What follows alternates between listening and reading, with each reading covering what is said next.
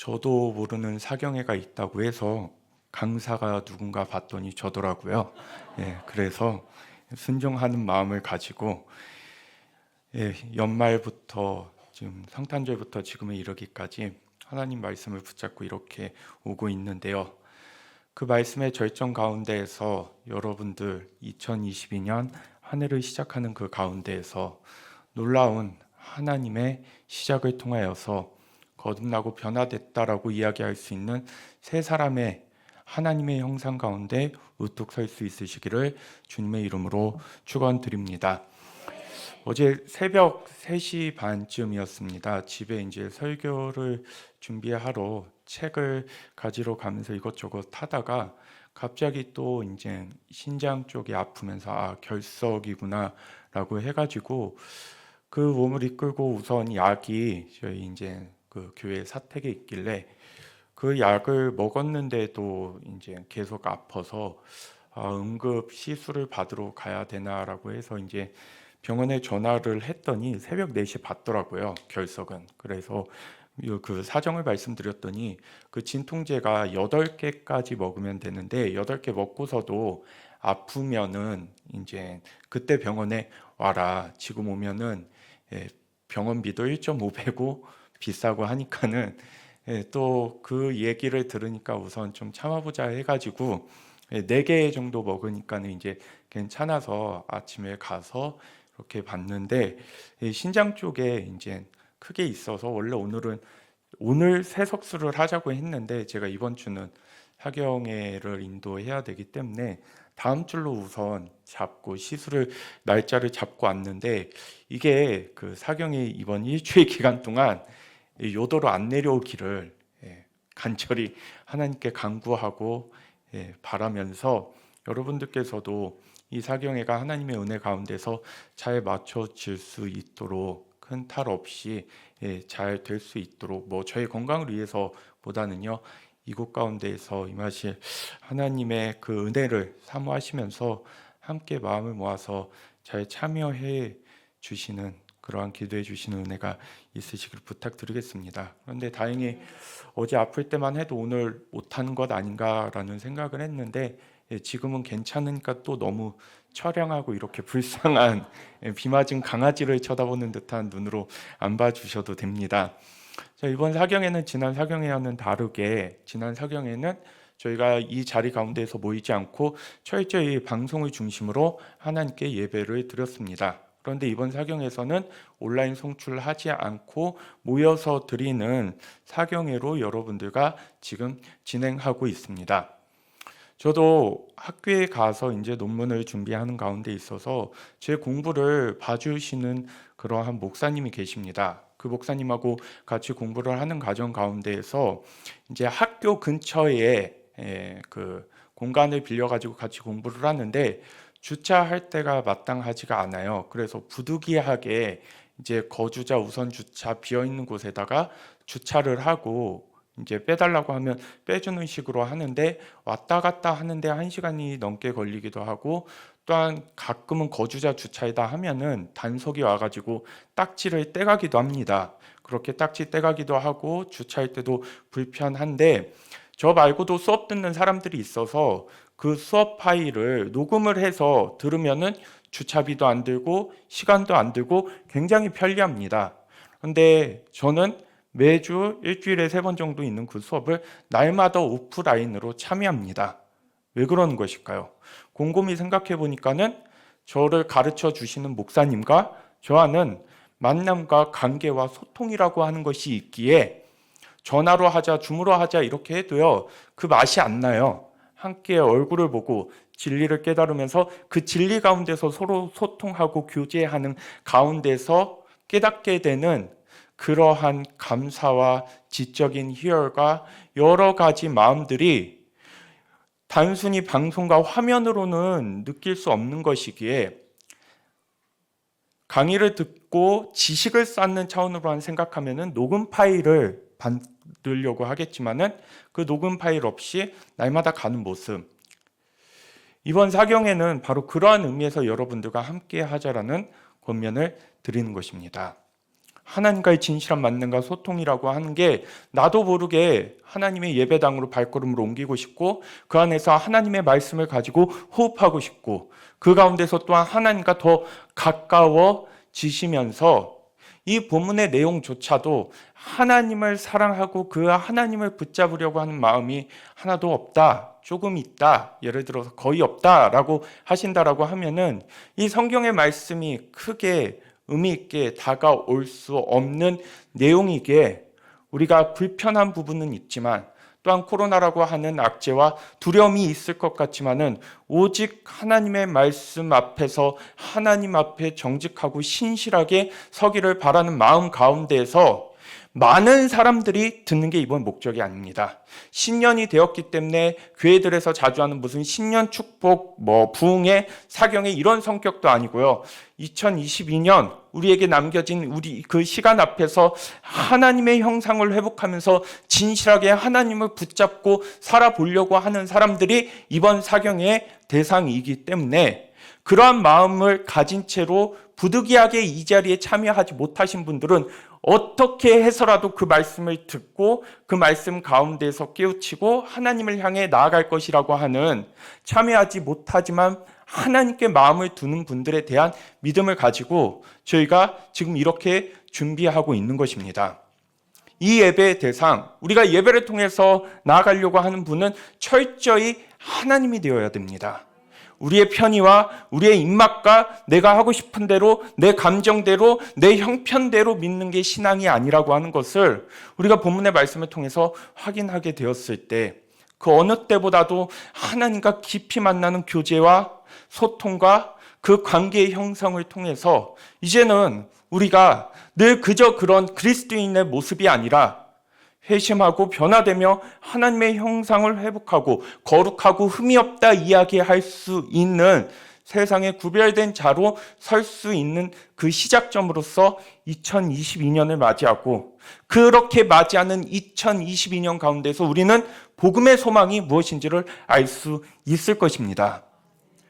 한 주일 동안 하나님께서 주신 은혜를 온전히 사모하면서 오직 이 시간만큼 하나님께 집중하고 하나님께 마음을 두며 그 하나님을 향해서 진실하게 나아갈 수 있는 시간으로 함께 하시길 주님의 이름으로 축원드리겠습니다.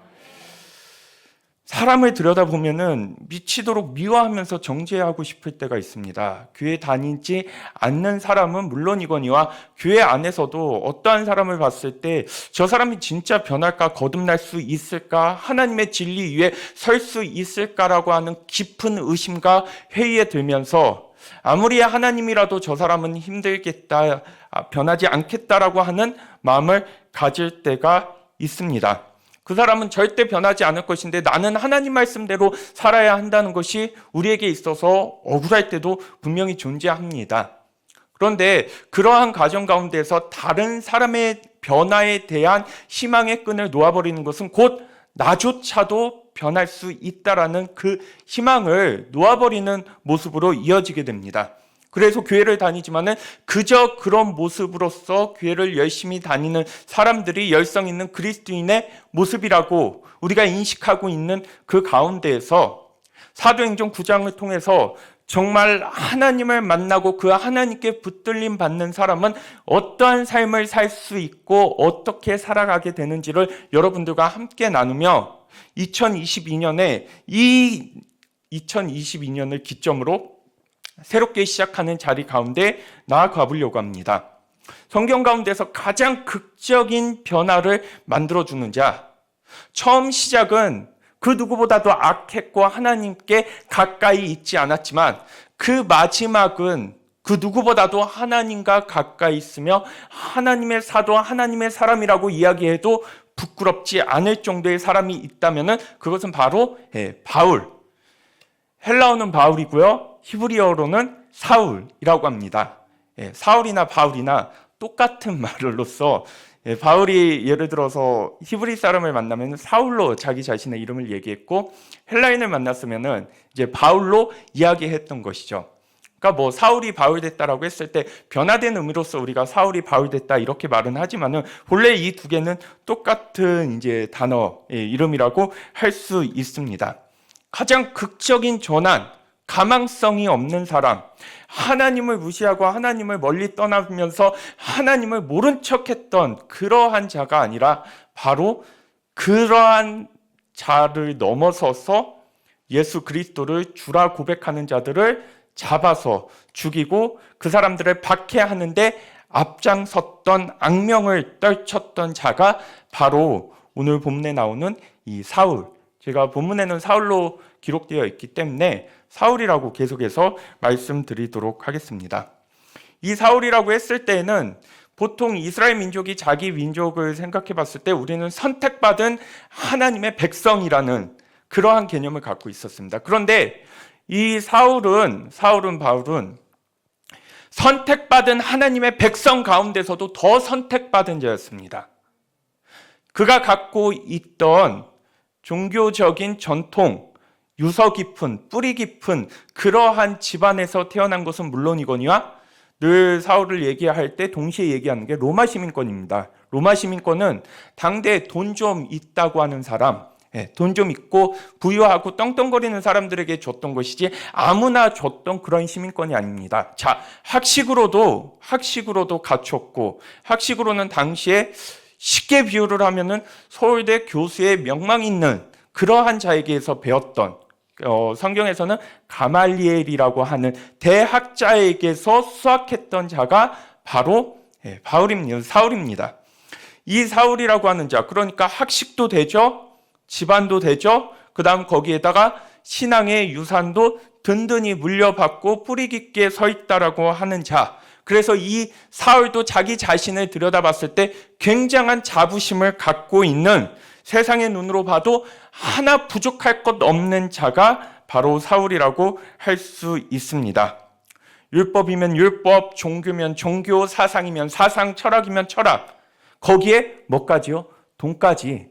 모든 부러워할 만한 것을 다 가지고 있었던 이 사울에게 있어서 어느 순간부턴가 예수를 그리스도, 메시아, 구원자라고 부르는 사람들이 포착되기 시작합니다.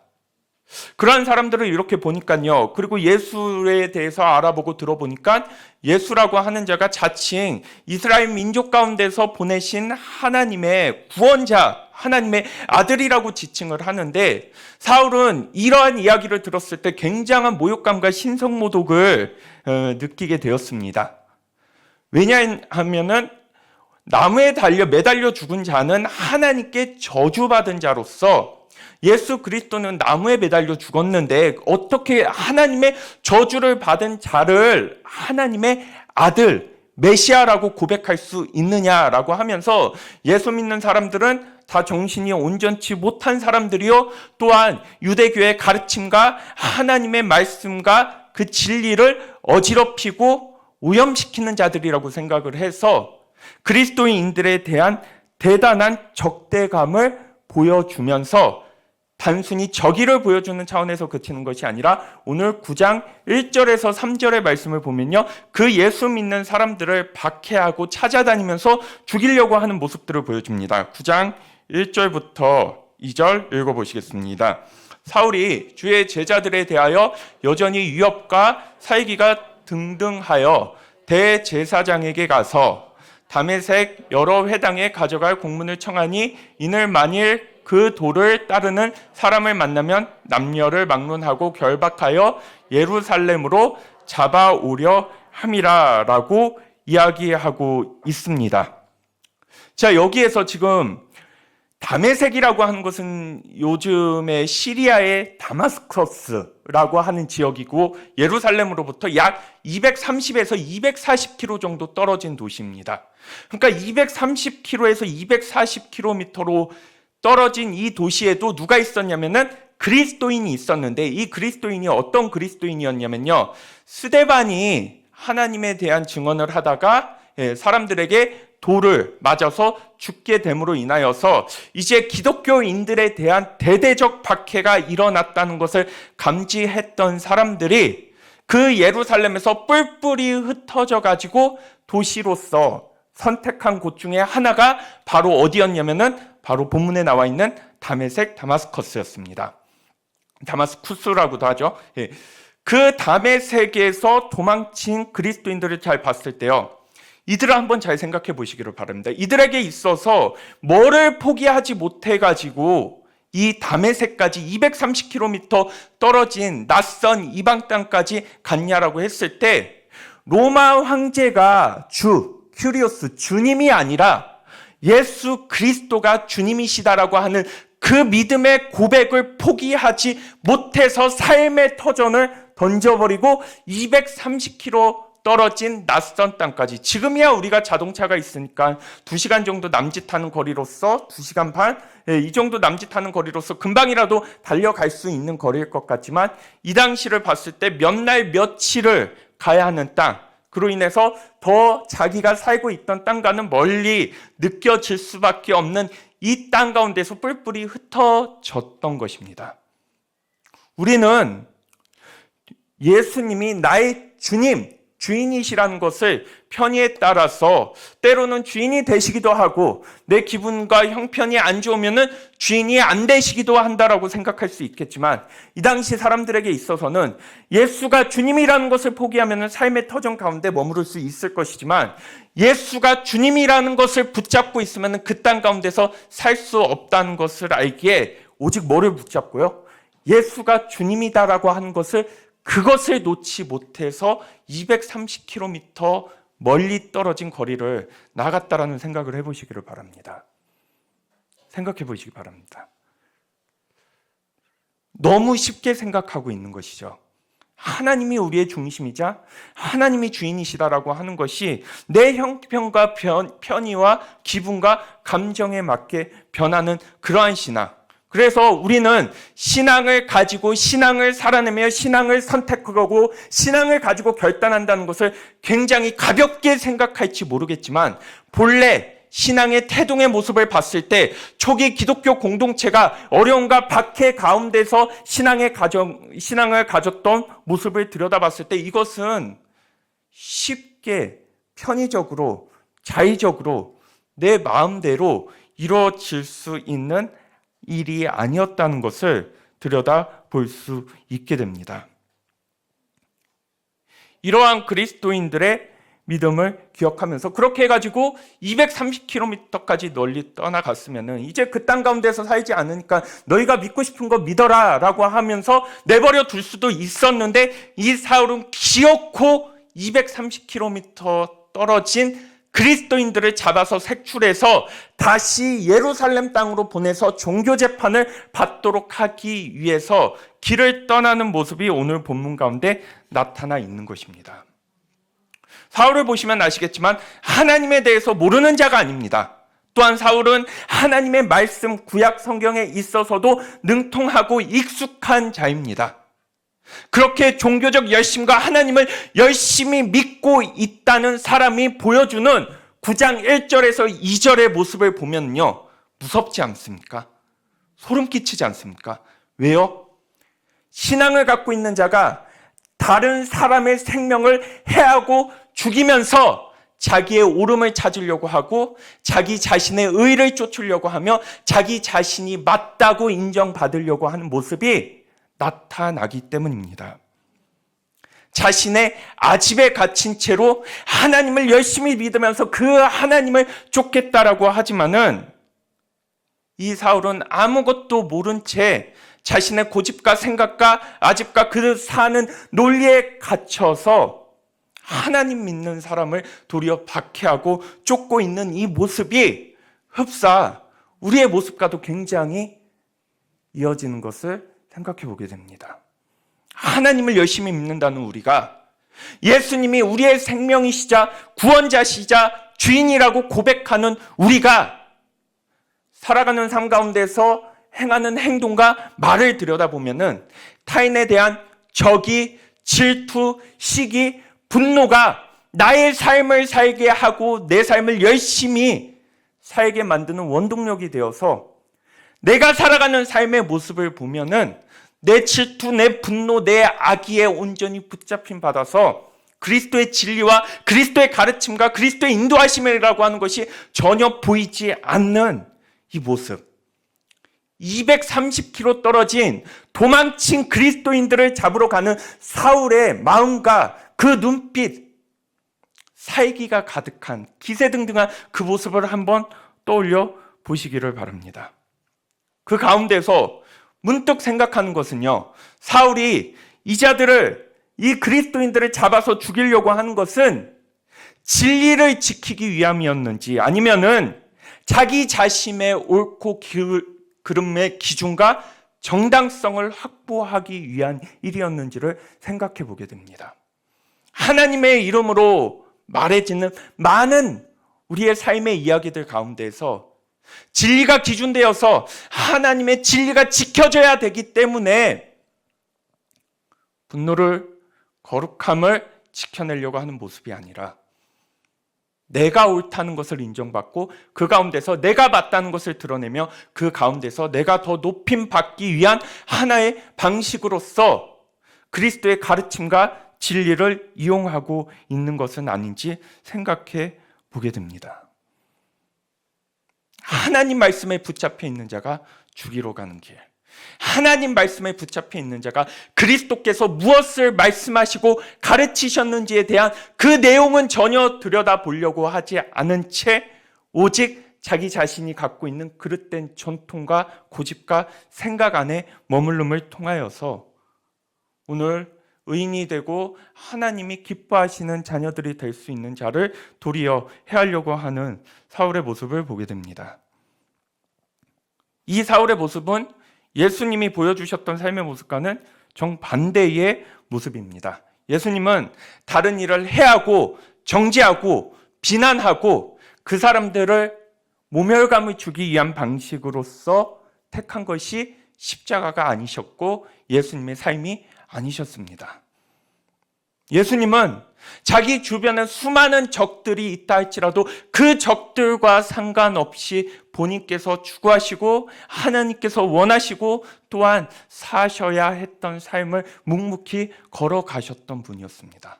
그런데 왜 우리는 하나님을 믿으면서 왜 그렇게 눈에 거슬리는 자도 많고 미운 자가 많고 그 사람들을 딛고 일어서야 된다라고 생각을 하면서 나의 옳음을 과시하고 인정받으려고 하는 세상의 욕망을 가지고 하나님을 믿고 있는 것입니까?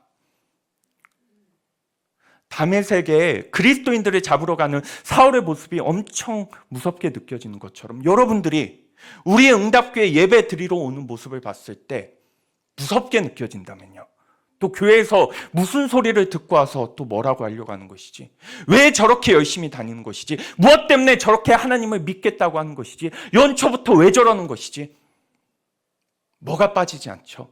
하나님을 믿지만, 예수님을 믿지만 저기도 빠지지 않고 증오도 빠지지 않고 미움도 빠지지 않고 고집도 빠지지 않은 채 여전히 내가 맞다고 생각하고 내가 옳다고 생각하고 내가 살고 싶은 대로 산다면은 우리가 사경의 자리 가운데서 주님께 예배드리며 하나님의 말씀을 들어야 할 이유가 무엇이 있을까요?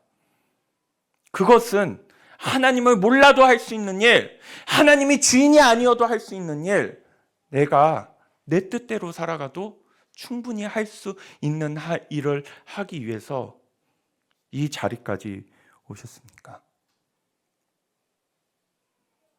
무섭지 않습니다. 하나님 열심히 믿는다고 하는 이 사울이 보여주는 9장 1절 2절의 모습, 나는 어떠한 모습일까요? 하나님 일을 한다면서, 하나님을 믿는다면서 내 눈빛과 내 말과 내 언어를 보면은 너무나도 미움과 증오와 살기가 가득해서, 정죄와 비판이 가득해서 까탈스러움과 나를 심판하고 있다는 그 마음들이 엿보여서 가까이 하고 싶지 않고 피하고 싶은 자,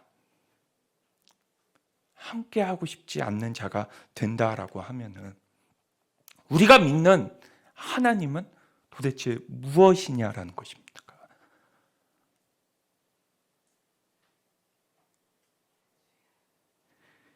이 내용들을 기억하면서 9장 3절의 말씀을 보시겠습니다.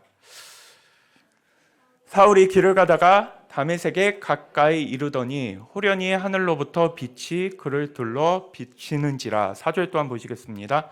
땅에 엎드려져 들음에 있어 이르시되 사울아 사울아 내가 어찌하여 나를 박해하느냐 하시거늘. 자, 여기에서 이제 우리가 살펴볼 부분은 4절을 보시면요, 땅에 엎드러져 들음에 소리가 있어 이르시되라고 하는 말씀이 나옵니다. 그런데 이 말씀을 우리가 기억하면서 6절을 한번 보시면요, 9장 6절을 보시면 너는 일어나 시내로 들어가라. 내가 행할 것을 내게 이를 자가 있느니라 하시니. 또한 7절을 보시겠습니다. 같이 가던 사람들은 소리만 듣고 아무도 듣지 못하여 말을 못하고 서 있더라 라고 했을 때, 우리가 앞에서 읽었던 소리, 그 다음에 9장 7절에도 소리라고 하는 게 똑같이 나옵니다. 그래서 우리는 이 소리라고 하는 게 비슷한 내용, 같은 내용일 거라고 생각을 하고 있지만요, 영어 성경 NIV라고 하는 영어 성경에서는요, 9장 4절을 어떤 단어로 표현해 주냐면 보이스라고 얘기합니다. 그런데 7절은 뭐라고 얘기해 주냐면요, 사운드라고 얘기합니다. 보이스는 무엇일까요? 우리가 흔히 생각하는 것처럼 목소리가 되겠죠. 사운드는 무엇일까요? 소리라고 할 수 있겠죠. 7절에서 이야기하는 소리라고 하는 것은 식별이 되지 않는, 뻥하고, 예를 들어서 주변에 여러 가지 지방방송 꺼라라고 했을 때 그런 지방방송의 느낌, 말 그대로 공기의 진동을 통해서 울려 퍼지는 그러한 소리에 불과하다라면은 4절에 나와 있는, 우리가 읽었던 4절에 나와 있는 소리는 바로 하나님의 음성이라는 것이죠. 사울이 하나님께 부름을 받았을 때 사울에게 있어서는 하나님의 목소리로 들렸는데, 그 주변에 있었던 사람들은 뭐만 들었다라는 것이죠? 소리로 들었다라는 것이죠. 이것을 우리가 듣고 있는 이 설교 가운데서 적용해 보면은 굉장히 와닿을 것입니다. 제가 전하는 이 말씀이 하나님의 목소리에, 하나님의 음성, 하나님의 인도하심, 내게 들려주시고 싶은 하나님의 말이 되시는 분들이 있지만요, 말 그대로 공기의 진동에 불과한 소리. 그래서 목소리라고 하는 개념은 여기에서 식별 가능하다라는 것입니다. 이해 가능하다라는 것입니다. 무슨 의미인지를 찾을 수 있다는 것입니다. 그런데 사람들이 들었던 이 7절의 소리라고 하는 것은 식별 불가능하다라는 것이죠. 거기에는 별 의미와 뜻이 담겨져 있는 것처럼 들리지도 않습니다. 사울이 하나님 앞에 반응할 수 있었던 것은 사울에게 들렸던 소리가 무엇이었기 때문에요? 하나님의 음성, 하나님의 목소리, 하나님의 부르심이었기 때문에 가능했다라는 것입니다. 신기하지 않습니까? 똑같은 소리가 다 들렸는데 사울에게는 하나님의 말씀으로 들렸고 다른 사람에게는 그냥 지나치는 소리로 들렸다는 것. 곧 이 말은 우리가 똑같은 설교 말씀 안에서도 듣는 사람이 있을 수 있고 듣지 못한 사람이 있을 수 있다는 것입니다. 여러분에게 있어서 정말 중요한 것이 있다면요, 하나님의 말씀을 들을 수 있는 환경이 내 가운데 놓여져 있는가? 목사가 말을 잘하고 설교를 잘하고 이런 게 중요한 게 아니라요, 저 목사가 하는 그 하나님의 말씀이라고 하는 설교가 정말 나에게 있어서 하나님의 말씀으로 들리지 않는다면 여러분들에게 있어서 신앙생활은 굉장히 어렵고 힘들 수밖에 없습니다. 똑같은 소리를 들었지만은 여기에서 사울은 그 소리를 듣고 마음을 돌이키는 회심을, 그 회심의 자리 가운데 설 수 있었고, 나머지 사람들은 가던 길을 갔거나 아니면은 사울이 있는 자리 가운데 함께 있지는 않았을 것입니다. 우리가 세상을 살다 보면 이 소리 저 소리라고 하는 것들이 굉장히 많이 들립니다. 소리의 결핍, 예전에는 볼 것도 없었고 들을 것도 귀해가지고 TV 프로그램이나 라디오를 틀어놓는다라고 하는 것은 아무나 할 수 있는 일이 아니라 굉장히 선택받고 그 다음에 좋은 환경이 있었던 사람들이 할 수 있는 일이었습니다. 그렇게 들을 것이 귀하고 볼 것이 귀했던 시기가 있었는데 지금은 가히 무엇이죠? 과잉이죠. 넘쳐나는 시기여가지고 볼 것도 골라 봐야 되고 들을 것도 골라 들어야 됩니다. 이 소리 저 소리 엄청나게 들려오는 이 시대 가운데서 여러분들은 내게 들려주시는 하나님의 말씀을 분별할 수 있는 건강한 분별력과 기준을 갖고 계십니까? 하나님의 말씀이라고 하는 것이 여러분들 가운데 분명 존재하십니까? 우리가 소리의 과잉이라고 지금 말씀드린 이 시대적 환경을 보면요, 굉장히 위험하고 오히려 부족했을 때보다도 더 잘못된 신앙을 가질 확률들이 많이 있습니다. 예전에 성경책을 이렇게 보면요, 성경책 보실 때 예전 분들은 아시겠지만 형광펜으로 이렇게 칠하면서 내가 말씀 은혜 받은 것들 이렇게 쭉 칠해놓은 그러한 성경책, 손때 묻은 성경책을 보신 분들, 갖고 계신 분들이 있으실 것입니다. 그런데 그러한 성경책을 갖고 있을 때 그 성경책 오래 보지 말라고 합니다. 왜 그럴까요? 내가 줄쳐놓은 구절만 보기 때문에 신앙이 굉장히 편향적이고 균형 잡히지 못할 수 있기 때문에 건강한 신앙을 위해서 하나님 말씀 앞에 깨어있기 위해서 성경책을 주기적으로 바꿔주라라고 하는 가르침이 있었습니다. 그런데 요즘 세태를 잘 보시면요, 유튜브라고 하는 것, 여러분들이 자주 보시는 그러한 말씀이라고 하는 것들 보시면요, 굉장히 어떤 쪽으로요? 편향적으로 내가 잘 보는 것들이, 내가 좋아하는 것들이 알고리즘으로 떠가지고 그렇게 해가지고 흥미와 시간을 때우는 방식으로 찾아가는 하나님 말씀 가운데서 그러한 말씀들을 들으면서 여러분들께서 내가 정말 하나님 뜻대로 살아야겠다, 내가 진실되게 하나님 앞에 마음을 고쳐봐야겠다, 내가 다시 정직하게 하나님을 붙잡아야겠다라고 하는 마음을 가져보신 적이 있으십니까? 저 같은 사람이 오히려 설교를 준비하고 그 다음에 하나님 말씀을 전하기 때문에 설교들을 굉장히 많이 들어야 되겠지만요, 제대로 된 설교를 정확히 소화하는 데 있어서 어느 정도의 설교가 필요할까요? 일주일에 2개 이상도 보기가 버겁습니다. 지금 어떻게 되고 있는 것이죠? 하나님의 말씀이 아니라 내가 보고 싶고 내가 듣고 싶은 세상적 기준에서, 나의 탐욕과 욕망의 기준에서 내게 있어서 듣기 좋아하는 것들의 소리가 넘쳐남으로 통하여서 우리로 하여금 진짜 들어야 하고 붙잡아야 하는 하나님의 말씀이 자리를 차지할 시간과 공간을 잃어버리고 있다는 것입니다. 말씀 묵상을 왜 계속해서 말씀드리냐면요, 바로 이 부분 때문입니다. 작년 12월 달에도 말씀드렸던 것처럼 내게 말씀하시는, 내게 들려주시는 하나님의 말씀, 그 하나님의 말씀 뒤에 계시는 하나님의 존재를 우리가 건강하고 진실하고 정확하게 알지 않고서 우리는 신앙생활 할 수 없습니다. 그것은 철저하게 나의 만족과 내 취향과 내가 하고 싶은 대로 하는 것이지 하나님이 원하시는 방향 가운데에서 설 수 있기에는 참으로 어렵다는 것입니다. 말씀을 통해서 하나님을 아는 것 없이 우리가 하나님을 알 수 있을까요? 건강하게 하나님을 알면서 하나님 말씀을 통해서 진짜를 붙잡아야 가짜가 무엇인지 알고 걸러야 될 소리가 무엇인지 알고 집중하면서 붙잡아야 할 하나님의 메시지가 무엇인지를 알 터인데, 너무나도 흥미 위주, 자극 위주, 내가 듣고 싶은 것 위주, 내가 믿고 싶은 것 위주, 나에게 있어서 거리낌 없는 것 위주로 구성되어 있는 타칭 하나님의 말씀이라고 하는 것들,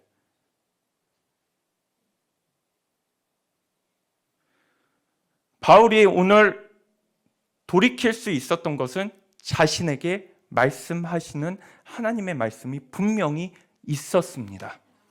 말씀 없이 우리는 돌이킬 수 없습니다. 말씀 없이 하나님이 어떠한 분이신지 알지 못합니다. 말씀을 모른 채 체험과 경험을 이야기하는 그 체험과 경험은 여러분들이 만들어낸 상상력과 소설일 수 있을 가능성이 더 많지, 진짜 하나님이 들려주시는 말씀이 되지 못하는 가능성을 생각해 봐야 한다는 것입니다. 오늘 이 내용을 보면서 아니 목사님 그러면요 바울은 하나님이 직접 들려줬으니까 듣기라도 했죠. 나한테는 들려주지를 않는데요. 자, 중요한 것은 하나님의 말씀이 신비한 의미로서 들려지느냐 안 들리지느냐 이 차원이 아니라는 것입니다. 중요한 것은 무엇일까? 우리가 왜 하나님 말씀 붙잡으려고 할까요? 하나님의 존재를 알고 보고 느끼고 그 하나님을 붙잡기 위해서 말씀이라고 하는 것을 거쳐가는 과정 통로로 생각해 본다면 우리에게는 바울처럼 신비하게 들려지는 하나님의 말씀은 없을지 모릅니다. 그런데 바울은 이 당시에 신약 성경이라고 하는 것을 갖고 있지 않았습니다. 구약 성경만 있었어요. 바울이 갖고 있는 성경이라고 하는 것은 잘 편집되어 가지고 보기 쉬운 모습으로서 지금 우리에게 제시되는 것처럼 제시되어 있지 않았습니다. 책이라고 하는 것도 굉장히 값비쌌을 뿐더러 또한 그 책을 구하는 데 있어서도 쉽지 않았던 것이죠. 그러한 어려운 환경 가운데서 하나님께서 음성으로서 들려주는 하나님의 말씀을 통해서 하나님이 전하고 싶은 것은 하나님의 존재였다면요. 그러한 바울의 시대 가운데에서와는 정반대로 우리에게 있어서는 하나님의 음성이 이렇게 바울처럼 신비적으로 경험적으로 체험적으로 들리지 않는다 할지라도 뭐 할 수 있죠? 말씀을 찾아가면서 하나님을 발견할 수 있고 하나님을 알 수 있고 하나님을 느낄 수 있는 읽을 수 있는 환경이 조성되어 있죠. 신비적으로 하나님을 느끼는 게 중요할까요? 말씀 묵상을 하면서 하나님을 알아가는 게 중요할까요? 중요한 것은 신비적이냐 하나님 말씀을 통해서냐 이게 아니라요. 우리가 내 영혼이 하나님을 만나는 것 그게 중요한 부분이죠. 그 영혼을 만나는 가장 최우선의 방법으로서 뭐를 제시해주고 계시는 것입니까? 하나님의 말씀을 읽고 하나님을 발견하고 하나님을 알고 기도하고 예배하며 그 하나님 앞에 나아가는 것. 말씀 없이 신앙생활이 가능하다고 생각하십니까? 여러분들이 혹 성경 말씀을 읽지 않고 묵상을 하지 않는다 할지라도 반드시 세워놔야 하는 기준은 무엇입니까? 하나님 말씀을 통해서 하나님을 알아야 한다는 것입니다. 우리가 내가 잘 믿지 않아도 예수 그리스도가 나의 주인 되시고 예수님이 나의 하나님 되신다라고 하는 것을 잘 믿지 않아도 우리가 그것을 왜곡시킵니까? 변질시킵니까? 아니면 그 진리에 대해서 우리의 입맛에 맞게 변형시킵니까? 그렇게 하지 않습니다. 내가 잘 믿지 못해도 우리는 그것을 절대로 건드리거나 변형시키거나 왜곡시켜야 된다고 생각하지 않는다면요. 적어도 하나님 말씀 없이 내가 신앙생활을 한다라고 하는 것은 애시당초에 불가능한 일, 가당치 않는 일, 내가 그러한 방법으로서는 하나님을 찾을 수 없다는 것을 명확히 세워 놓아야 한다는 것입니다. 무엇을 근거로요? 내 느낌으로요? 내 생각으로요? 하나님 말씀을 통해서 하나님 존재를 붙잡고 하나님과 동행하는 가운데에서 나오는 말이 능력 있는 말이죠. 하나님이 붙드시는 말이죠. 그러한 능력 있는 말은요, 쉽게 말하면요, 어려운 자에게 힘내 그러면 힘이 납니다. 그러한 능력 가운데서 하나님이 함께 하실 거야 라고 하면 그런 게 믿어집니다. 그런데 우리가 누군가에게 힘내, 건강해, 하나님이 함께 해주실 거야, 도우실 거야 라고 하면요, 내 말을 듣는 사람은 힘을 얻을까요? 위로를 얻을까요? 그 능력이 빠져버린 이유는 무엇일까요? 내가 먼저 하나님을 만나지 못하고 있는데요. 하나님의 능력이 나에게로 흘러오고 있지 않는데 내가 들은 걸로는 우리 많이 할 수 있죠. 기도할게. 내가 그 일을 돕고 기도할게. 그것을 위해서 내가 힘써볼게, 애써볼게. 하나님이 도와주실 거야. 함께 해주실 거야. 하나님이 좋게 해주실 거야. 너무 공허하죠. 너무 허무합니다. 하나님이 함께 해주신다는 것. 하나님이 도와주신다는 것. 그 교회 다니지 않는 사람도 할 수 있는 얘기잖아요. 교회 다니지 않고 하나님 몰라도 우리 할 수 있는 좋은 말, 희망적인 말, 긍정적인 말, 그래서 우리에게 있어서 잘 보면은 하나님을 믿는 신앙생활의 모습이 아니라 무슨 심리학 클리닉 같은 그것을 이야기하고 있는 게 아니죠. 왜 그렇게 돼버렸을까요?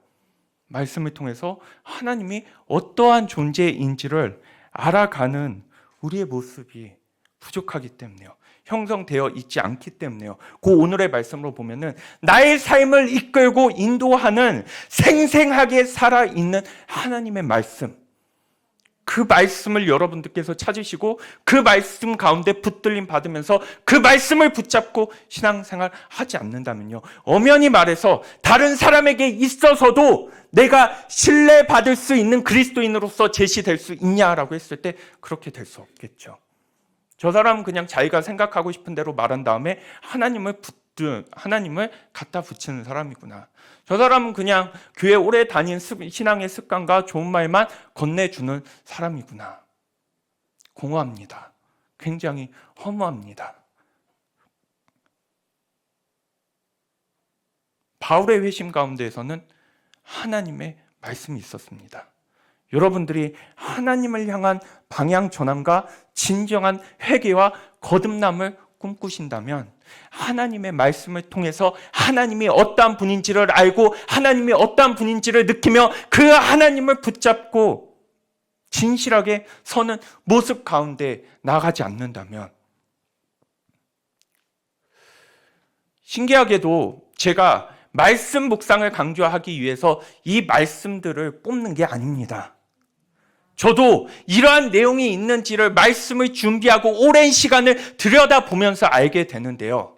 학자의 혀도 그랬고 오늘 본문에 나와 있는 이 사울이 무엇을 통해서 깨지냐라고 했을 때 하나님의 음성, 하나님이 사울에게 들려주시는 그 말씀을 통해서 깨지는 모습을 봤을 때요, 우리가 진짜 붙잡고 찾아야 하는 그 부분이 무엇인지를 생각해 볼 수 있게 됩니다. 하나님이 어떠한 방식으로 찾아오냐, 우리가 하나님을 어떠한 방식으로 찾아갈까냐에 대한 문제를 넘어서서요, 하나님을 만날 수 있는 통로가 있냐, 그 통로를 하나님 말씀을 읽는 것에서 찾아보자라고 권면하고 있는 것입니다. 그러면서 이 사울이 하나님의 음성을 들었던 4절의 말씀 이렇게 보시면요, 9장 4절의 말씀 보시면 땅에 엎드러져 들음에 소리가 있어 이르시되 사울아 사울아 내가 어찌하여 나를 박해하느냐 하시거늘이라고 나와 있지 않습니까? 여기에서 하나님이 들려주는 이 음성이 사울이 나중에 사도행전 26장 아그리빠 왕 앞에 가가지고 이야기하는 모습에서 동일하게 기록되어 있는데 약간 생략되어 있는 부분이 26장 9절에 14절의 말씀에서는 잘 나타나 있습니다. 사도행전 26장 14절의 말씀은 이러한 똑같은 상황 가운데서 우리가 다 땅에 엎드려짐에 내가 소리를 들으니 히브리 말로 이르되 사울아 사울아 내가 어찌하여 나를 박해하느냐 가시체를 뒷발질하기가 내게 고생이니라 라고 했을 때, 여기에서 지금 우리가 읽었던 9장 4절의 말씀에 담겨져 있지 않는 뭐가 들어가 있죠? 내가 어찌하여 나를 박해하느냐는 똑같은데 가시체를 뒷발질하기가 내가 고생이니라 라고 하는 말이 생략되어 있습니다. 여기서 가시체라고 했을 때는 그 동물, 이제 소나 짐승들이 움직일 수 있도록 때리는 가시채찍을 이야기하는 것이라고 합니다. 그런 가시채찍을 때릴 때마다 아프니까 그 동물은 뭐를 하죠? 발을 더 굴리겠죠. 여기에서 뒷발질을 하겠죠. 때리니까 더 뒷발질하는 이 모습을 통해서 암시해주고 있는 게 있습니다. 그것은 무엇이냐면요, 예수님께서 사울의 마음을 9장에서 처음 두드린 게 아니라 계속해서 두드렸다라는 것입니다. 계속해서 두드렸는데, 우리는 사울이 뭐 쉽게 얘기하면 그냥 자주 쓰는 관용어적인 표현으로 보면 사울이 바울이 됐다라는 얘기를 들었을 때 어느 날 하나님의 기적이 딱 임해가지고 하나님이 딱 나타나가지고 뿅 했더니 뿅 하고 변했다라는 생각을 하실 수 있겠지만요, 이미 사울과 예수님은 동시대에 활동했던 자였습니다. 같은 시대, 같은 시간을 살아갔던 자였다는 것이죠. 그렇게 살아가는 과정 가운데에서 사울이 예수님에 대해서 못 들어봤느냐라고 했을 때 사울의 나이와 활동했던 연대를 들여다보면은 분명히 사울은 예수님의 존재를 알고 있었을 뿐더러 한 신약학자는 사울과 예수님이 만났을 가능성에 대해서도 배제하지 않는다라고 얘기합니다. 그러니까 예수 그리스도의 가르침과 그 진리가 무엇인지를 알았을 거라는 추측을 해볼 수 있습니다. 솔직히 그렇죠. 남을 미워하려고 해요. 남을 박해하려고 하면서 남을 종교 심판 가운데서 끌고 가려고 하냐면요. 뭐에 대해서 알아요? 그 사람이 뭘 잘못하는지에 대해서 주장하는 거에 대해서 정확히 알아야 되죠. 그러면은 사울은 그리스도인들을 보다 철저하게 숨막히게 박해하도록 하기 위해서라도 바로 뭐를요? 그리스도께서 전하신 진리의 내용과 말씀이 무엇인지를 알 수 있었을 거라는 생각을 해볼 수 있는 것이죠. 그 말씀이 계속해서 들어왔을 때 그 말씀 가운데서 이 말이 맞는 것 같은데 라는 생각이 들지만 자신의 신념과 자신의 세계와 자신이 세워놓은 그 규칙과 세계를 지키기 위해서 맞다고 생각하는 말씀을 속 시원하게 인정하고 맞아 저기에 진리가 있어 라고 이야기하는 것이 아니라 계속해서 몰아냈던 이 모습이 가시채찍을 맞고 뒷발질하는 짐승의 모습으로 잘 연결되십니까? 오버랩 되십니까? 이해가 되시죠? 어떠한 부분인지. 사울이 몰랐던 부분이 아니라 알고 있었고 보다 정확하게 알고 있었지만 자기 자신은 그 진리 앞에 온전히 굴복하기 싫었습니다. 쉽게 말씀드리면 내가 저 길을 쫓아야 산다는 걸 알고 저 길을 붙잡아야 내가 참되게 살아갈 수 있다는 것을 알고 있음에도 불구하고 왠지 그것을 인정하면 나를 부인하는 것 같고 내가 없어지는 것 같고 내 삶이 초라해지는 것 같고 내가 인정받지 못할 것 같아서 마음이 있는 것 같지만 의식적으로 더 거부하는 것이죠. 흡사 이 모습을 초등학교 때 좋아하는 여자애가 있는데 그 좋아하는 여자애를 좋다고 말 못하고 뭐하죠? 더 괴롭히죠. 더 괴롭히면서 더 안 좋아하는 척을 하죠. 그런 삐뚤어지고 자기 자신의 속마음과 진정한 마음을 건강하게 표현하지 못하는 모습을 바로 26장 14절의 말씀으로 생각해 볼 수 있는 것이죠. 이것과 더불어서 이 가시채, 마음에 부담이 되고 그 예수님의 가르침을 몰아낼 수 없었던 이유가 예수님의 존재, 예수님의 가르침, 예수님이 말씀하신 진리 이것 말고도 또 하나 있었음을 생각해 볼 수 있는데 그것은 뭐냐면은 바로 스데반이라고 하는 자의 존재였다라는 것입니다. 스데반이 어떠한 자인지에 대해서 6장 8절부터 15절의 말씀에 잘 나타나 있습니다. 사도행전 6장 8절부터 보시면 스데반이 은혜와 권능이 충만하여 큰 기사와 표적을 민간에 행하니 계속해서 보시겠습니다. 이른바 자유민들 즉 구레네인 알렉산드리아인 길리기아와 아시아에서 온 사람들이 회당에서 어떤 자들이 일어나 스데반과 더불어 논쟁할세 스데반이 지혜와 성령으로 말함을 그들이 능히 당하지 못하여 사람들을 매수하여 말하게 하되 이 사람이 모세와 하나님을 모독하는 말을 하는 것을 우리가 들었노라 하게 하고 자 여기에서 사람들을 매수했다라고 하는 것은 거짓 증인을 세워가지고 성령의 감동을 통해서 말하는 스데반의 말을 반박하고 어지럽히려고 하는 사람들의 모습이 있었고 그 사람들이 누구였냐면 바로 하나님을 열심히 믿는다 하는 당대의 종교인들이었다라는 것입니다. 뭐 하면서까지요? 거짓 증인을 매수해서 사람을 돈으로 사면서까지 성령의 음성을 거부하고 왜곡하고 변질시키려고 하는 자들이 바로 하나님을 열심히 믿는 자들이라고 했을 때요. 이들은 이 일을 하면서 자기 자신들을 가짜라고 생각했을까요? 진짜라고 생각했을까요? 그 일을 하면서도 자기 자신들이 가짜라는 생각을 하지 못했을 것입니다.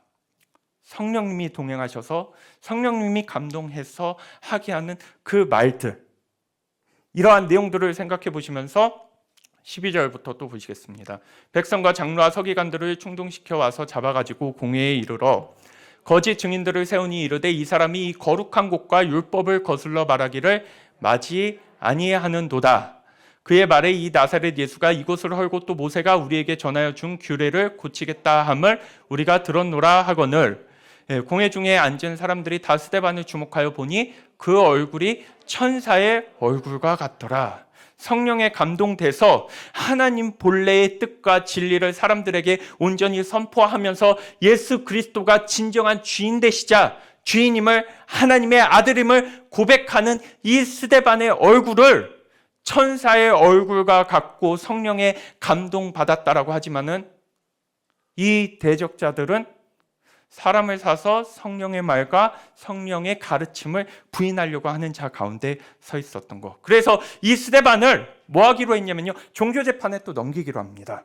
종교재판에 넘겨가지고 7장의 많은 내용들, 스데반의 설교가 나오는데 그 설교의 내용을 우리가 쭉 들여다보면 이렇습니다. 구약에서 하나님이 세상을 창조하시고 아브라함을 택하시고 불러주셔서 하나님의 백성들을 모으시고 또한 모세를 택하셔서 하나님의 백성들을 구원하시고 이러한 구약의 역사를 쫙 얘기를 합니다. 그러면서 그러한 하나님의 자녀들이 하나님의 은혜와 선택받음을 통해서 어떻게 지금의 자리까지 이르렀는지를 다 설명한 다음에 7장 설교의 결론이 무엇이냐면요, 7장 51절에 나와 있습니다. 그러한 이야기를 싹 한 다음에 구약의 역사에 구약의 이야기를 한 다음에 7장 51절을 보시면요, 목이 곧고 마음과 귀에 할례를 받지 못한 사람들아 너희도 너희 조상과 같이 항상 성령을 거스르는도다. 이게 포인트라는 것입니다.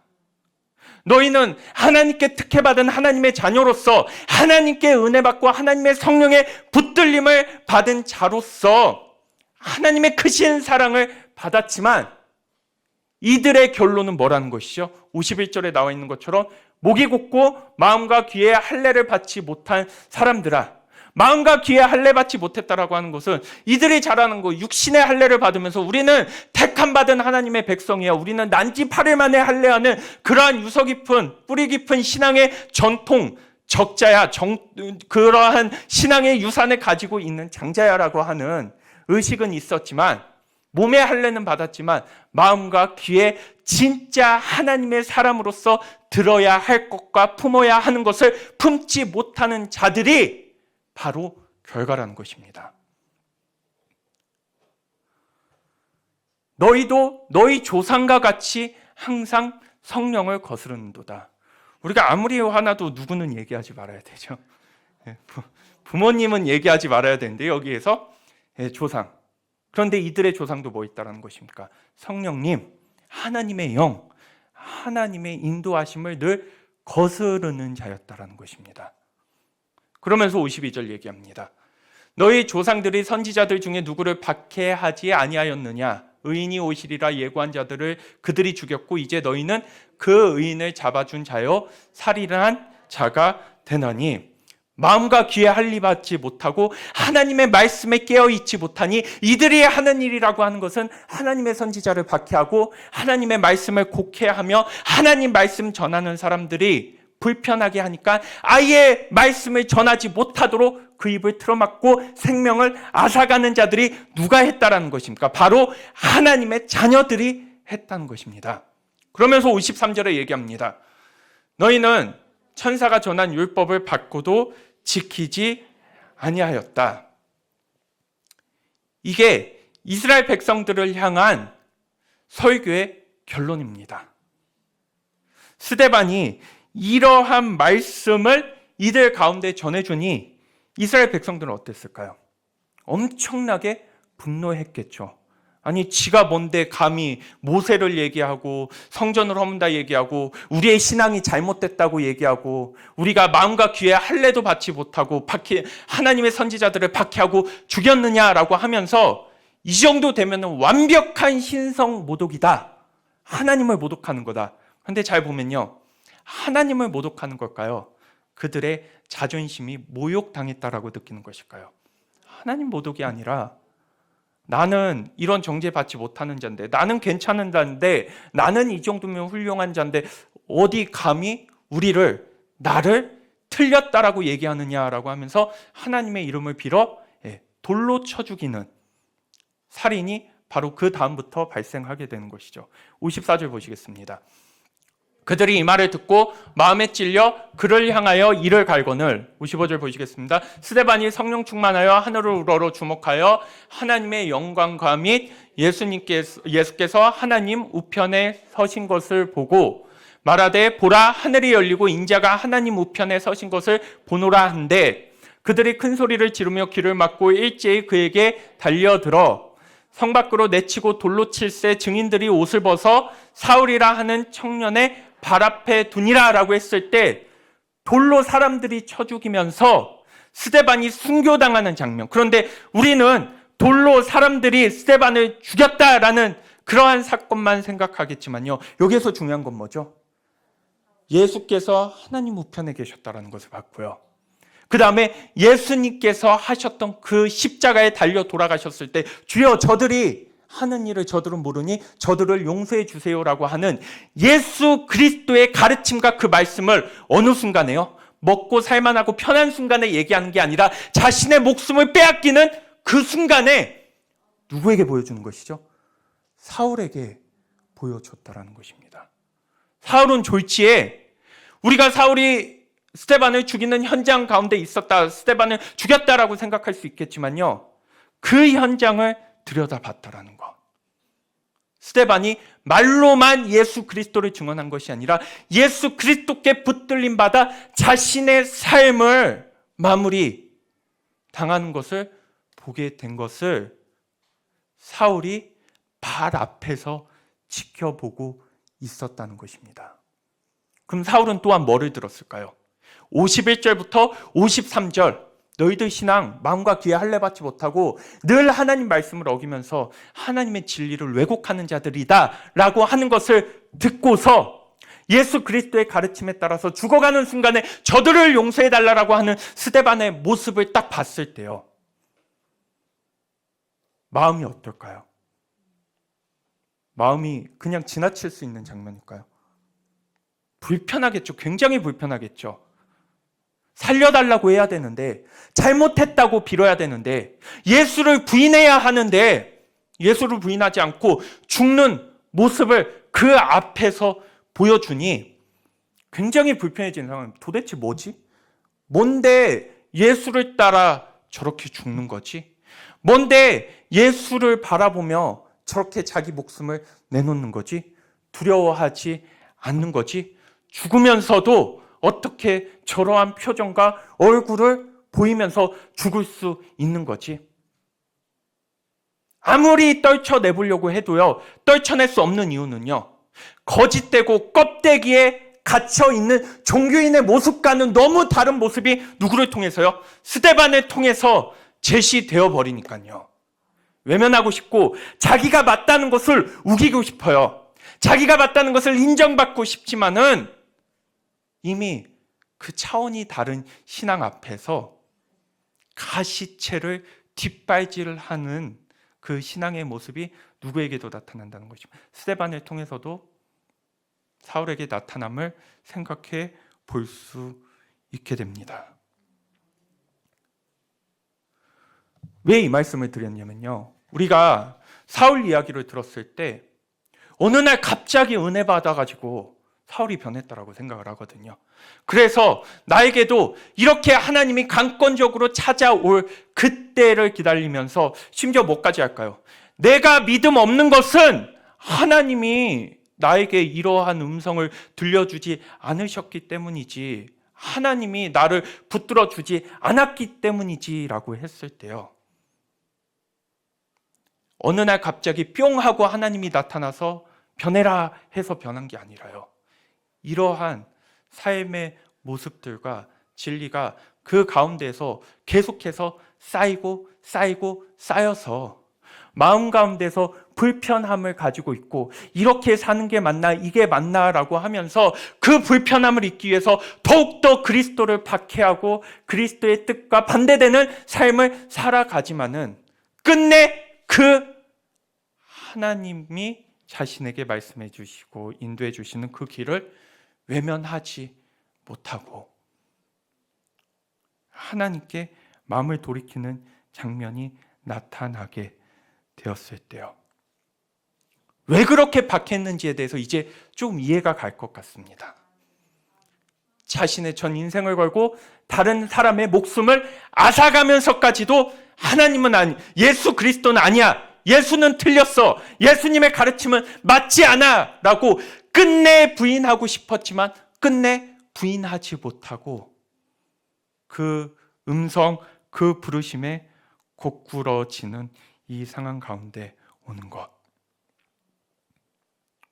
사울이 억울한 자의 피를 흘리지 않고 사울에게 주어진 인생을 낭비하지 않기 위해서는 자신의 내면 가운데에서 들려오는 진실한 가르침과 부르심에 정직하게 응답하며 서야 했습니다.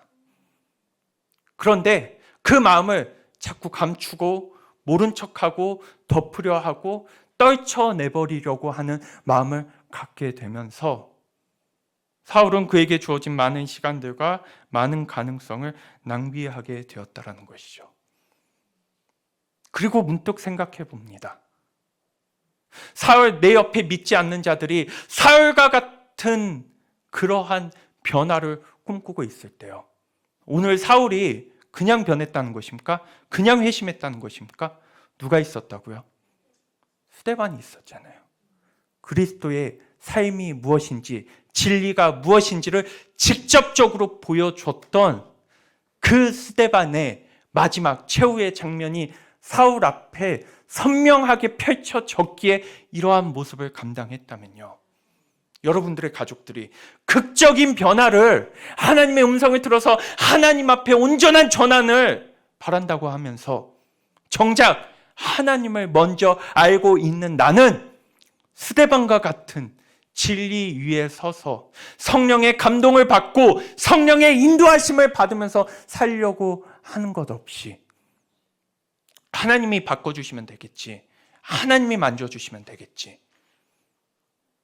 요행처럼 마치 로또 복권을 긁은 것처럼 회심이 이루어졌다요? 그거 아니죠. 그렇게 역사하시지 않는 모습을 보여주고 있으십니다.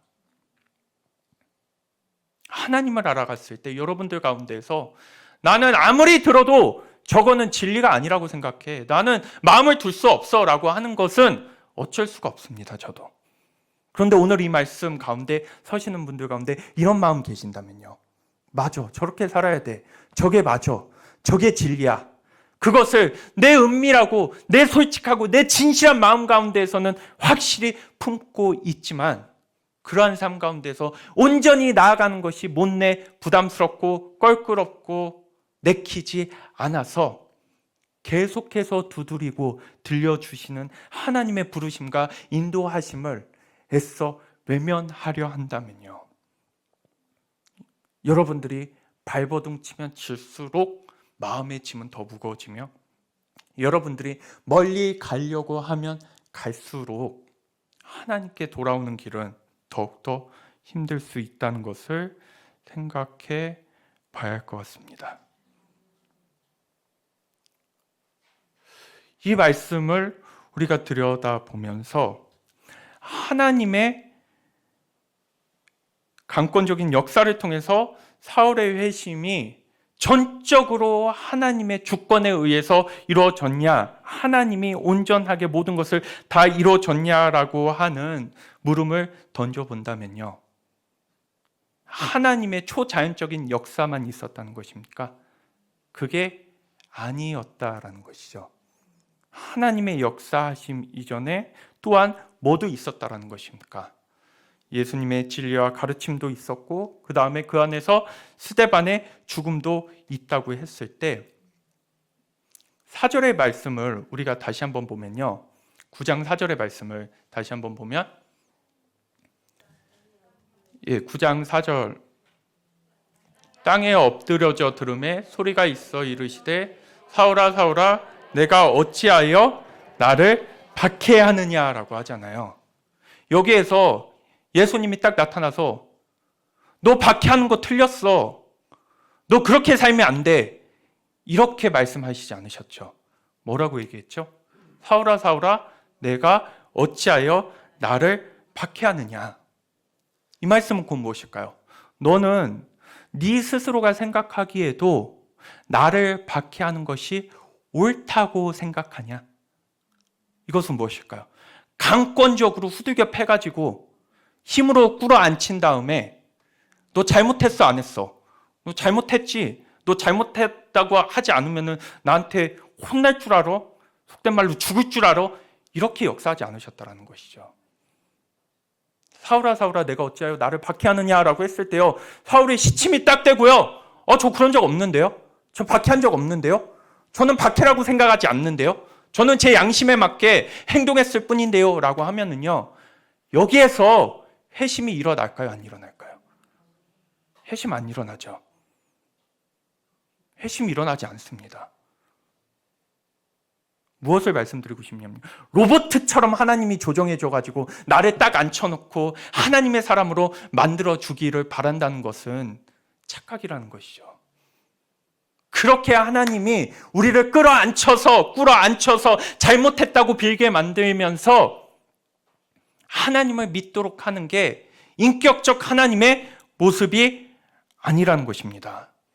하나님이 옳다고 생각하는 것을 억지로 주입시킨 게 아니라요, 내가 어찌하여 나를 박해하느냐, 너는 나를 박해하는 게 옳다고 생각하느냐라고 했을 때, 이 물음 앞에 있어서 사울이 진정한 회심을 이루기 위해서는 뭐 해야 될까요? 이 물음 앞에 진실해야죠. 하나님, 저도 이게 옳지 않다는 것을 알고 있습니다. 제가 잘못 생각하고 있습니다. 잘못 걸어가고 있습니다 라고 하는 게 억지로 궁지에 몰려가지고 할 말이 이 말밖에 없기 때문에 잘못했어요 이런 게 아니라요, 지금 이 하나님의 음성이 들려오는 이 가운데서 누가 강제로 억지로 억압적으로 강요한 게 아니라요, 스스로가 이 말씀을 듣고 생각해보니, 곰곰이 들여다보니, 깊이 묵상해보니, 내가 잘못했구나. 5절을 보시면요, 박해하느냐 하시거늘 뭐가 있냐면요, 대답하되 주여 누구시니까 이르되 나는 내가 박해하는 예수라 라고 했을 때, 이 상황 가운데에서 지금 하나님이 사울에게 강권적으로 역사해가지고 주여 누구시니까를 하나님이 대신 묻게 하는 것입니까? 아니죠. 하나님 앞에 그 하나님의 질문에 사울도 자기 자신이 갖고 있는 인격과 자유를 가지고 누구십니까? 라고 묻는 장면이 나타나는 것이죠. 뭐로 나타나지 않았죠? 우리가 흔히 생각하는 힘이라고 하는 부분으로 나타나지 않았습니다. 빛과 소리로 나타나면서 잠시 눈이 보이지 않는 상황만 있을 뿐이지, 그 안에서 이루어지는 생각, 깨달음, 그 안에서 하나님을 바라보는 관계, 그 모든 이성적 사고와 그가 갖고 있는 영성과 그가 갖고 있는 이성이라고 하는 것은 마비됐다는 것입니까? 마비되지 않았다는 것입니까? 마비되지 않았고요, 이게 강제적인 굴복보다도 훨씬 더 어려운 것입니다. 두려워가지고 떨려가지고 쫄아가지고 막 번개가 우르르 튀는 상황 가운데서 하나님께 잘못했다고 안 하면 너 죽어라고 하는 게, 그래서 하나님 잘못했어요 이게 쉬울까요? 빛과 소리 가운데에서 앞이 잠깐 보이지 않고 그 상황 가운데서 난 여전히 내가 생각할 수 있고 내가 판단할 수 있고 내가 결정할 수 있는 이 자유를 가지고 주님 앞에 내 마음을 드리고 무릎 꿇는다라고 하는 것은 강제적인 굴복보다도 훨씬 더 어려운 일이라는 것이죠. 그런데 진실함으로, 정직함으로 그 자리 앞에 서서 뭐를 했습니까?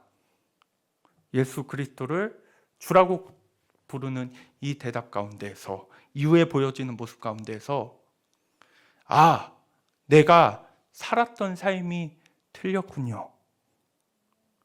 제가 예수를 박해하며 진리를 멀리하며 종교적인 의로움과 세상의 부와 명예를 쫓으려고 했던 제 삶이 틀렸군요. 이거를 누가 고백했다라는 것이죠?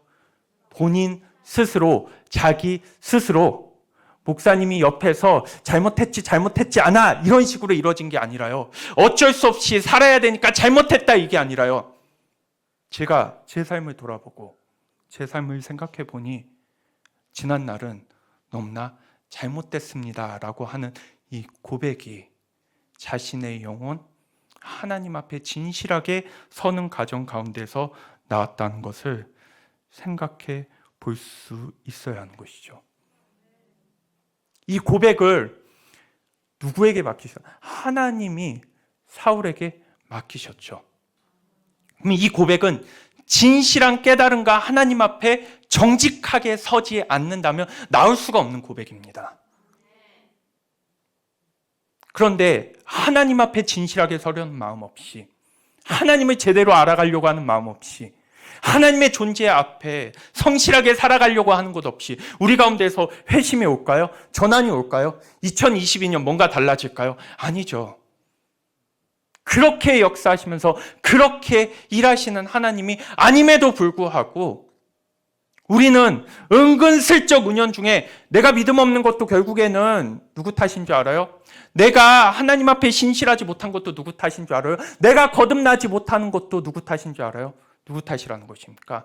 하나님이 엄청나게 역사하고 강한 힘으로 압도하면서 나를 인도해 주지 않기 때문에 내가 변하지 않는 거예요 라고 했을 때, 심지어 역사적인 변화와 전환을 이뤄낸 이 사울에게 있어서도 강제적으로 그의 인격과 선택과 결단을 무시하면서 조종하듯이 하나님이 장악하고 지배하면서 이루어진 부분이 아니라고 하는 것이 우리에게, 어떤 이에게는 희망의 소리처럼 들릴 수 있지만요, 어떤 이에게 있어서는 절망의 소리처럼 들릴 수 있다는 것입니다. 들려주는 말씀으로, 이제껏 나를 건져주신 그 은혜로 내가 이제는 정직하게 하나님을 바라보며 성실하고 오직 진실하게 서야 하는구나. 말씀이 이러한 내용과 이러한 방향이기 때문에 이것을 억지로 와서 듣고 그냥 누웠다가 편한 자세로 듣고 아무 생각 없이 들어가지고 우리가 설 수 있는 것일까요?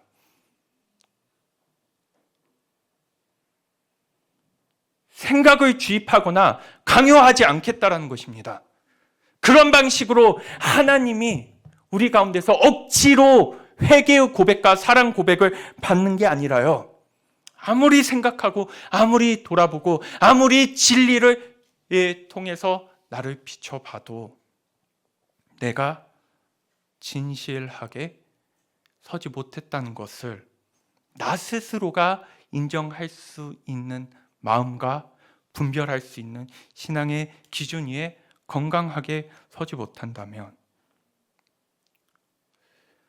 우리는 회심을 이뤄내는 데 있어서 어려움을 겪을 수밖에 없을 것입니다. 이 상황에서 질문을 하도록 내버려 둔다는 것. 당신은 누구십니까? 네가 박해하는 예수다라고 하는 답변을 던져주시면서 사울이 뭐하기를요, 마음으로 진심으로 하나님께 돌아오고 마음을 꿇기를 바라고 계시는 것을 보여주고 있습니다. 결국 회심을 이뤄내지 못하는 것, 전환을 이뤄내지 못하는 것은 우리로 하여금 신앙의 이름을 빙자한 게으름과 나태함, 현실 도피와 책임 회피가 늘 우리 가운데 이루어졌기 때문에 스데반 같은 이가 우리 곁에 있어도 보고 배울 사람이 없다고, 사랑이 뭔지 모르겠다고, 사랑을 보여준 사람이 옆에 있어도 사랑이 뭔지 모르겠다고요. 우리 스스로가, 여러분들이 정말 그리스도가 주님 되셔서 살아갈 수 있는 삶을 꿈꾸고 계십니까?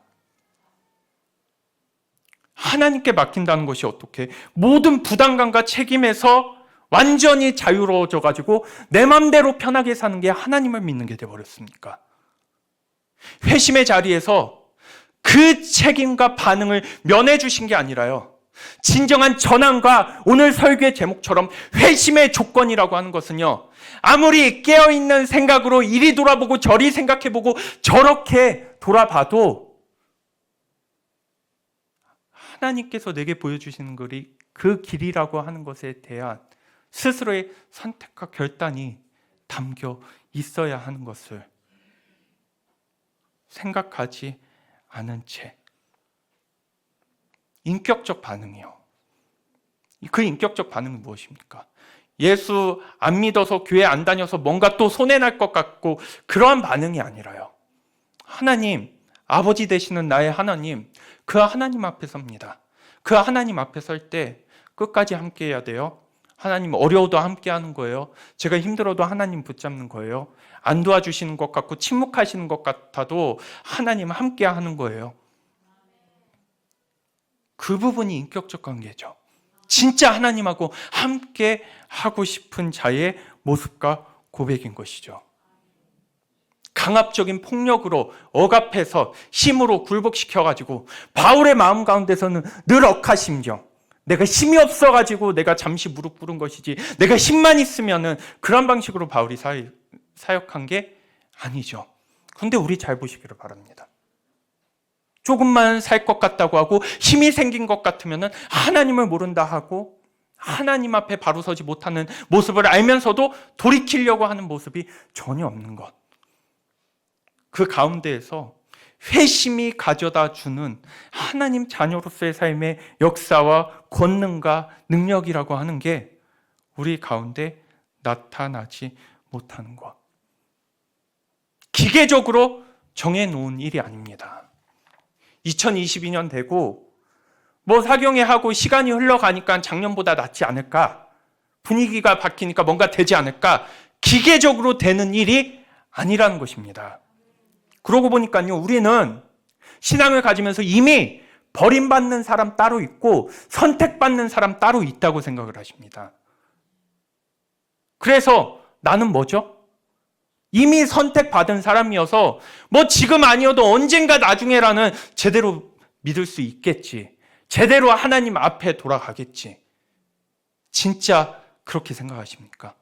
버림받는 사람 있고 선택받은 사람 따로 있어서 나는 순종 안 하고 나는 내 맘대로 살고 나는 돈을 쫓아 살고 나는 내가 하고 싶은 대로 살아도 하나님이 용서해 주시겠지. 진짜 그렇게 생각을 하십니까? 그러면 구약에 나오는 사울은 누구일까요? 나 아닌 다른 사람이면 됩니까? 구약에 나오는 삼손은 누구일까요? 나 아닌 다른 사람이 삼손입니까? 엄청난 차이를 보여주고 있습니다. 시작은 그릇됐지만 잘못됐지만 그 끝이, 그 현재가 하나님 앞에 오롯이 선 신약의 바울에 있다면요, 시작은 선택받았고 그 누구보다도 영광스러웠지만 끝내 하나님 앞에, 사람들 앞에 진실하게 서지 못하는 사울과 삼손의 이야기를 보면서도 아직도 나는 그냥 내가 하고 싶은 대로 해도 면책특권이 있으며 하나님 자녀니까 봐주시겠고 내가 지금 사는 동안 별 어려움이 없으니까 잘 살 수 있을 거라고 하는 그런 생각들이 진짜 우리 가운데 일어나야 되는 회심이요, 종교적 열성을 가진 사람이 아니라 회심을 통한 하나님 형상을 회복한 자요. 그 책임 앞에서 우리가 자유로울 수 있는 것인지 생각해 볼 수 있어야 할 것 같습니다. 오늘 말씀을 정리하면서 새롭게 살기를 원하고 계시는지를 먼저 잘 생각해 보시기를 바랍니다.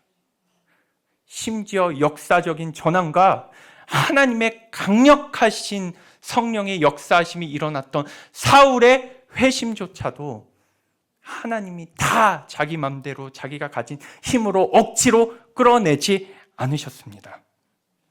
하물며 내 가운데에서 전혀 하나님에 대한 마음이 없는데 하나님이 나를 붙들어 주시고 만들어 주시고 인도해 주실 것이라는 것이요? 아니죠. 그렇게 이루어지는 회심이 아니고 그렇게 만들어지는 하나님과의 관계가 아니며 그렇게 세울 수 있는 건강한 신앙의 조건이 아닙니다.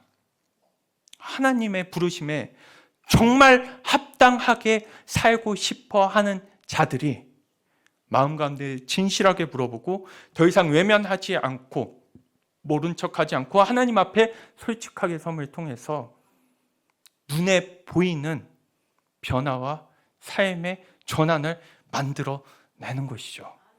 그 자리 가운데에서 처음부터 그래서 여기에 아무 의식 없이 생각 없이 와봤자 이 말씀 듣는 시간이 크게 다가오지 않을 것 같기에 적어도 하나님 앞에 우리가 이 정도 성의와 이 정도 마음과 이 정도 수고와 이 정도 위협 정도는 감수하면서라도 하나님을 찾자고 하는 마음 가운데에서 2022년에는 다 같이 갈 수 없다라는 것, 다 같이 가지 않겠다가 아니라 가지 않으려고 하는 사람들에 의해서 가려고 하는 사람들도 잡힐 수 없는 부분이기에 그분들을 나중에 우리가 같이 구하러 온다 할지라도 우선 가야 할 사람들은 가야 됩니다. 전환을 이뤄내고 회심을 이뤄내되 그 회심과 전환이 세속적이고 조건적이고 세상의 욕망을 이루기 위한 방식이 아니라 하나님, 제가 주님의 진리 위에 정말 정직하고 진실하게 서겠습니다라고 하는 그 다짐 가운데서 만들어질 수밖에 없는 그리스도인의 거듭난 변화, 그 변화 위에 서기 위한 것이, 그 변화가 일어나도록 나아가야 하는 것이 우리의 지금 1차적 목표이자 나아가야 하는 방향입니다. 오늘 말씀을 생각하시면서 이 사경의 기간만큼이라도 정말 세상의 소리에 대한 금식이요, 아무거나 듣고 싶은 거 하고 싶은 거 다 들어가면서 이게 아니라 뒤에 나오면요, 사울이 이러한 만남을 가지고 난 뒤에 3일을 금식을 하거든요. 3일 금식을 했을 때 이 기간만큼이라도 내가 얼마만큼 하나님께 마음이 열려 있으며 하나님이 인도하시려고 하는 삶에 깨어 있는가, 그게 가장 첫 번째 지표이자 눈에 보이는 증거가 바로 뭐라는 것이죠? 하나님 말씀 앞에 서는 것입니다. 일주일만이라도 말씀 앞에 진실하게 서면서 나는 얼마만큼의 회심과 거듭남을 사모하고 있는가, 그것이 진짜 내가 원하는 것인가, 그것이 진짜 원하는 것이라면은 우리가 일주일 내내 볼 수 있겠고요. 나는 그 정도까지는 아니다, 난 그렇게까지 하나님을 믿고 싶지 않아 라고 하면은 여기 남아있는 숫자가 점점 줄어들겠죠. 그래도 괜찮습니다. 얼마나 많은 숫자가 회심하냐, 이게 핵심적인 부분이 아니라 한 사람이 회심해도 하나님 나라를 흑암의 권세에서 하나님 나라로 옮겨갈 수 있음을 선명하게 보여주고 나타내 줄 수 있는 사람이 있느냐, 그것이 저희의 1차적 목표이기에 오직 하나님의 말씀에 붙들림 받아서 2022년에는 전환, 터닝 포인트, 우리로 하여금 회개라고 할 수 있는 부분이 온전히 이루어질 수 있으시기를 주님의 이름으로 축원드립니다.